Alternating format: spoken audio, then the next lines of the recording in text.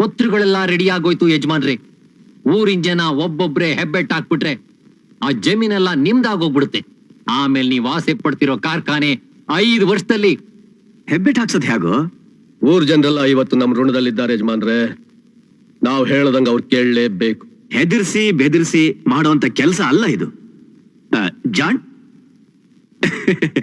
ನಾವು ಮಾತ್ರ ಸುಖವಾಗಿದ್ರೆ ಸಾಲದು, ಜೊತೆಲಿರೋರೆಲ್ಲ ಸಂತೋಷವಾಗಿರ್ಬೇಕು. ಯಜಮಾನ್ರೇನ ಮಾತಾಡ್ತಿದಾರೆ, ಆಮೇಲೆ ಬರೋಣ. ರವಿ, ಗುಟ್ಟೇನಿಲ್ಲ ಬಾಪ, ಊರಿನ ವಿಚಾರನೇ ಮಾತಾಡ್ತಾ ಇದೀವಿ. ಊರಿನ ವಿಷಯನ? ಏನ್ ಯಜಮಾನ್ರೆ ಇದು? ಊರಿನ ಜನ ಎಲ್ಲ ಕೆಲಸ ಕಾರ್ಯ ಇಲ್ಲದೆ ಒದ್ದಾಡ್ತಿದಾರಲ್ಲ, ಅವ್ರಿಗೊಂದ್ ದಾರಿ ಮಾಡ್ಬೇಕು.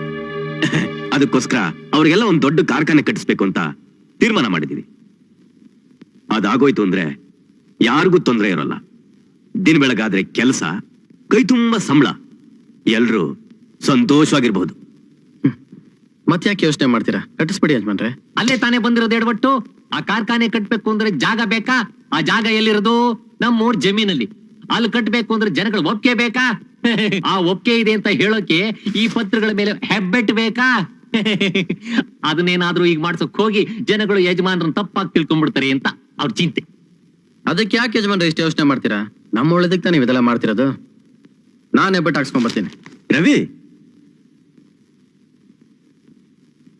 ಯೋಚನೆ ಮಾಡಪ್ಪ. ಯೋಚನೆ ಮಾಡಕ್ ಏನಿದೆ ಯಜಮಾನ್ರೆ? ಈಗಿನ ಕಾಲದಲ್ಲಿ ತಂದೆ ತನ್ನ ಮಕ್ಕಳ ಬಗ್ಗೆ ಯೋಚನೆ ಮಾಡೋದಿಲ್ಲ. ನಿಮ್ಗೆ ಯಾಕೆ? ನಾನು ಹೆಬ್ಬೆಟ್ ಹಾಕ್ಸ್ಕೊಂಡ್ ಬರ್ತೀನಿ. ಅರ್ಥವಾಯ್ತು ಯಜಮಾನ್ರೆ.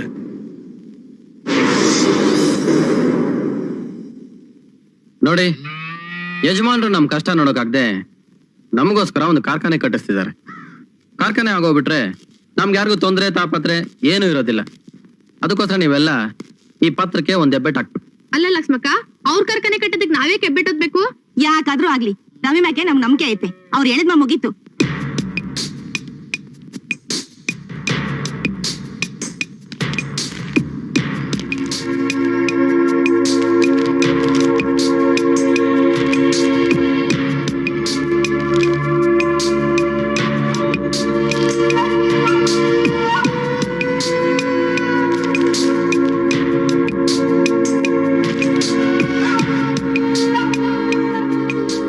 ಏನಿದು?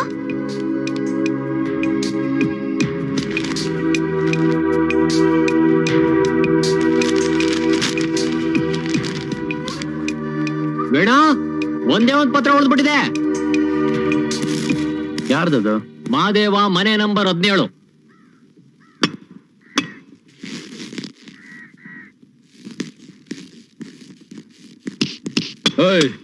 ಪತ್ರಕ್ ಸೈನ್ ಹಾಕೋ. ಖಾಲಿ ಪತ್ರಕ್ಕೆ ಸೈನ್ ಮಾಡೋಷ್ಟು ಮುಟ್ಟಾಳ ಅಲ್ಲ ನಾನು. ಕಾರ್ಖಾನೆ ಕಟ್ಸ್ಕೊಳ್ಳೋದು ನಿಮ್ಮ ಸ್ವಾರ್ಥಕ್ಕೆ. ಅದಕ್ಕೆ ನಾನು ಯಾಕೆ ಸೈನ್ ಮಾಡ್ಲಿ?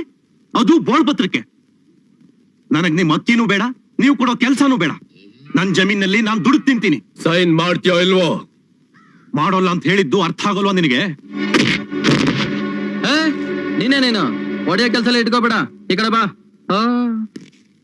ಅಯ್ಯ, ತಲೆ ಎಲ್ಲ ಮಾದೇವ ನಿನಗೆ. ಯಜಮಾನ್ರ ಕಾರ್ಖಾನೆ ಕಟ್ಟಿಸ್ತಿರೋದು ನಮಗೋಸ್ಕರ. ಅವ್ರ ಕಾರ್ಖಾನೆ ಕಟ್ಟಿದ್ಮೇಲೆ ಅವ್ರ ಬಗ್ಗೆ ನಿಂಗೆ ಗೊತ್ತಾಗುತ್ತೆ. ಈಗ ಹೆಬ್ಬೆಟ್ ಹಾಕೋ ಬಾ. ಏಯ್ ಹೋಗಲೇ, ನೀನು ಅವನ್ ಗುಲಾಮ. ಅವನ್ ಮಾತ್ ನೀನ್ ಕೇಳ್ತೀಯ, ನಾನ್ ಯಾಕೋ ಕೇಳಿ? ಏಯ್ ನೋಡು, ಯಜಮಾನ್ರ ಬಗ್ಗೆ ಆಗಲ್ಲ ಮಾತಾಡ್ಬೇಡ, ಚೆನ್ನಾಗಿರಕಿಲ್ಲ. ಅಂತೀನೋ? ಅವನು ಅಂತೀನಿ, ಅವನ ಅಪ್ಪನು ಅಂತೀನಿ. ಅವನು ಒಂದು ತಿಮ್ಮಿಂಗ್ ಹಾಕಣೋ, ಕಂಡವ್ರ ತಲೆ ಹೊಡಿಯೋ ಲಫಂಗ.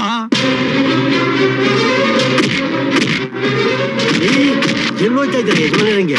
ರವಿ ಗಿಣಿಗಿಳ್ದಂಗೆ ಹೇಳ್ತಾವನೆ. ನಾಳೆ ಕಿಟ್ಟಿ ಸುಮ್ಕಿರಿ, ದುರಾಂಕರ ಹೇಳಿ ಮಾದೇ ಒಂದು. ಒಳ್ಳೆ ಮಾತ್ನಲ್ಲಿ ಕೇಳಿದ್ರೆ ಹೆಬ್ಬೆಟ್ ಹಾಕಲ್ಲ ನೀನು. ಅಪ್ಪಲ್ಲ ಏನೋ ಮಾಡ್ತೀರಾ?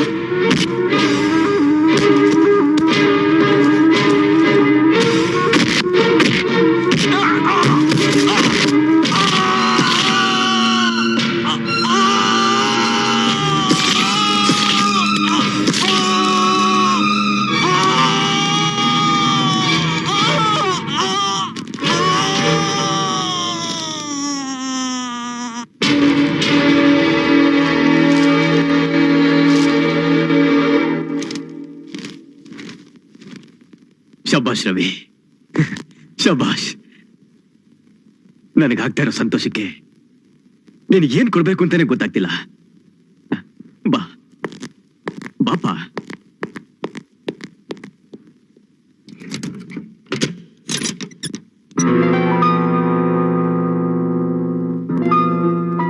ನಿನ್ಗೇನ್ ಬೇಕೋ ತಗೋ, ಎಷ್ಟು ಬೇಕಾದ್ರೂ ತಗೋ. ನನಗಿದೆಲ್ಲ ಯಾವ್ದು ಬೇಡ ಯಜಮಾನ್ರೆ. ಮತ್ತೇನ್ ಬೇಕು ರವಿ? ನಿಮ್ ಪ್ರೀತಿ ಒಂದಿದ್ರೆ ಸಾಕು. ನನ್ ಪ್ರೀತಿ ಯಾವಾಗ್ಲೂ ಇರುತ್ತಪ್ಪ. ಬೇಕಾಗಿಲ್ಲ. ಅವನ ಪ್ರೀತಿ ನಿಂಗೂ ಬೇಕಾಗಿಲ್ಲ, ಈ ಊರಿನ ಜನಕ್ಕೂ ಬೇಕಾಗಿಲ್ಲ. ಇದನ್ನೆಲ್ಲ ನೋಡ್ತಿದ್ರೆ ನಂಗೆ ಆಶ್ಚರ್ಯ ಆಗ್ತಿದೆ. ನಮ್ ಮಾದೇವಂಗಿತ್ತ ನಿಮ್ ಯಜಮಾನನೇ ದೊಡ್ಡವನಾಗ್ಬಿಟ್ಟ ನಿಂಗೆ. ಅಯ್ಯಯ್ಯೋ, ಅವ್ರ ಯಜಮಾನ್ರು ಅಲ್ಲ ಕಣವ, ದೇವ್ರು. ಎಂತ ದೊಡ್ಡ ಗುಣ ಅವ್ರದ್ದು. ಯಾರಿಗಾದ್ರೂ ಕಷ್ಟ ಅಂದ್ರೆ ನನ್ನ ಪ್ರಾಣನೇ ಕೊಟ್ಬಿಡ್ತಾರೆ. ಅವನು ಪ್ರಾಣ ಕೊಡ್ತಾನೋ ಇಲ್ವೋ ಗೊತ್ತಿಲ್ಲ, ನೀನಂತೂ ಎಲ್ಲರ ಪ್ರಾಣನೂ ತೆಗೆದು ಬಿಡ್ತೀಯ. ಆ ಮಾದೇವ ಪಾಪ. ಪಾಪ ಅಂತೆ ಪಾಪ. ಕತ್ತೆ ವಯಸ್ಸಾಗಿದೆ ಅವನ್ಗೆ, ಅವನ್ಗೋಗ್ ಪಾಪ ಅಂತೀಯಲ್ಲ. ನಾನು ಅಷ್ಟೊಂದು ಬೇಡ್ಕೋತಾ ಇದ್ದೀನಿ, ಒಂದೇ ಒಂದು ಹೆಬ್ಬಟ್ಟು ಓದ್ತು ಅಂದೆ, ಓದ್ಲಿಲ್ಲ. ನಾನೇನ್ ಮಾಡ್ಲಿ? ಅಲ್ಲಮ್ಮ ನೀನೇ ಹೇಳು. ಯಜಮಾನ್ರು ಅಕ್ಕಿ ಕೊಡ್ತಾರೆ, ಕಾರ್ಖಾನೆ ಕಟ್ಟಿಸ್ತಾ ಇದಾರೆ, ಏನೇ ತೊಂದ್ರೆ ಬಂದ್ರು ಓಡ್ ಬಂದ್ ಸಹಾಯ ಮಾಡ್ತಾರೆ. ಅಂತವ್ರ ಬಗ್ಗೆ ಅವ್ನು ಕೆಟ್ಟಾಗ ಮಾತಾಡ್ಬೋದಾ? ಅದಕ್ಕೆ ಕೈ ಮುರಿದು ಹಾಕದ? ಅಯ್ಯಯ್ಯೋ, ನಾನು ಅವ್ನ ಕೈನ ಮುರಿಲಿಲ್ಲಮ್ಮ. ಇಲ್ಲ, ಅವ್ನ ಹೆಂಡತಿನ ಕೈ ಮುರಿದಿರ್ಬೇಕು. ನಿನ್ನ ಹತ್ರ ಸುಳ್ಳು ಹೇಳ್ತಿದ್ದಾನ ಅವನು. ನಾನು ಅವ್ನ ಕೈನ ಸುಮ್ನೆ ಹಿಂಗ್ ಮುಟ್ಟಿದ ಅಷ್ಟೇ. ನೋಡು, ಹೊಟ್ಟೆ ಸಿದ್ಧ, ಊಟ ಹಾಕು ಬಾ. ಸ್ವಲ್ಪನೂ ಸೀರಿಯಸ್ನೆಸ್ ಇಲ್ಲ ಅಣ್ಣ ನಿಂಗೆ. ಏನಂಗಂದ್ರ? ಅವನಿಗೆ ನಿಜವಾಗ್ಲೂ ಕೈ ಮುರಿದೋಗಿದೆ ಅಣ್ಣ. ಪಾರ್ವತಿ ಗೌರಿ ಎಷ್ಟು ಅಳ್ತಿದ್ದಾರೆ ಗೊತ್ತಾ? ಬಾ ತೋರಿಸ್ತೀನಿ. ಅಯ್ಯೋ, ನನ್ ಕೈ ಮುರಿದು ಬಿಟ್ಟಿಯ ನೀನು. ಅಯ್ಯೋ, ತಡ್ಕೊಳಕ್ ಆಗಲ್ಲ. ಅಯ್ಯೋ ಬೇಡ, ಅಯ್ಯೋ ಬೇಡ.